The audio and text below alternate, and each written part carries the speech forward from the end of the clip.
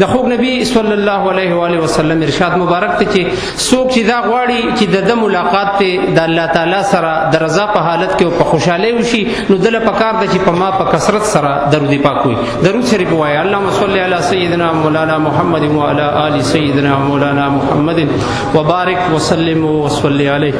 د دې بابرکته او پرنوره سلسله تابعه د نن 9 میاشتې او 4 کاله وړاندې شوې وه.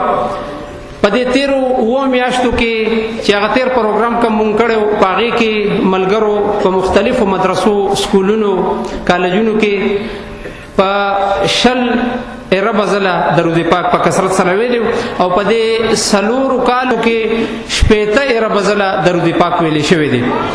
نو کوم ملګری چې هغې د دې سلسلې نه ناخبره دي هغې له پکار ده چې بهر د قاري رضوان الله صاحب سره د دې پروګرام نه پس ملو شي چاټونه هغې جوړ کړي د هغې ته واخلي او په دې سلسله کې را روان ځله ځان شریک کړي.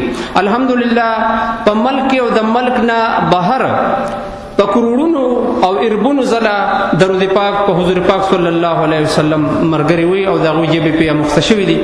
د پروګرام په دې برخه کې زه اوس خاص کوم نوموړو مدح خوانانو عمر حیات دورانی، صادق حیات دورانی او گلزار احمد ته چې راشي او حضور نبی کریم صلی الله علیه و آله وسلم مبارک ته د عقیدت نعتیه پیرزوینې وړاندې کړي.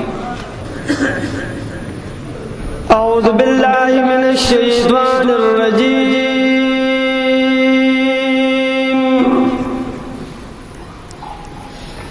بسم الله الرحمن الرحيم.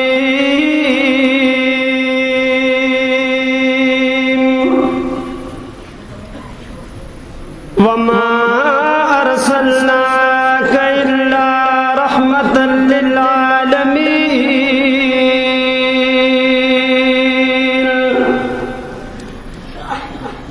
صدق الله